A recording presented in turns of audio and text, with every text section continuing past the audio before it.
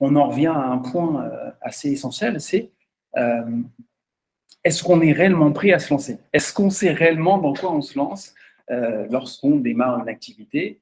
Et tout retour par rapport à ça, est-ce que tu penses qu'on est accompagné de la bonne manière? Est-ce que ce qui est mis en place peut potentiellement vraiment faire la différence pour une personne qui a une envie de création d'entreprise?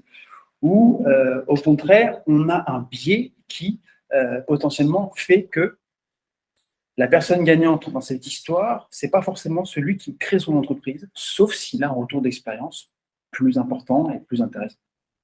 Est-ce que tu penses qu'on a tout simplement les cartes en main aujourd'hui, avec toutes les aides qu'on a à disposition Oui.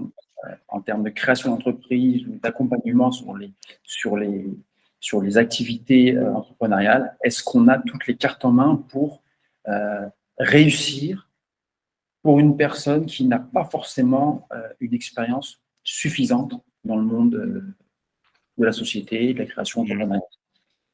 Oui. Ouais, c'est vrai que c'est une très bonne question. C'est une bonne question.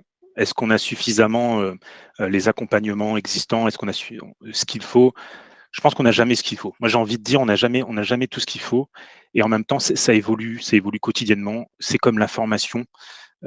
Avant, à l'époque, on se formait une semaine par an. Aujourd'hui, il faut se former continuellement. Je pense que la création d'entreprise, c'est pareil. C'est-à-dire que on peut pas se lancer sans rien comme ça, les yeux fermés. Il faut un minimum d'accompagnement, de compétences. Alors d'expérience, c'est pas toujours possible, hein. Quand on démarre de zéro, hein. On passe tous par là.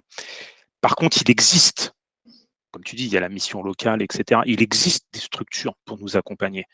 Et je pense il faut en profiter et il faut même aller plus loin.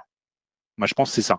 En plus, si on veut se démarquer, si on veut réussir, il y a tellement de monde, il faut pas hésiter à aller plus loin. C'est pour ça que je disais, moi, mon expérience de la mission locale, de Pôle emploi, et cetera, ça n'a pas été suffisant pour moi. Peut-être parce que moi, j'ai toujours mis la barre haute.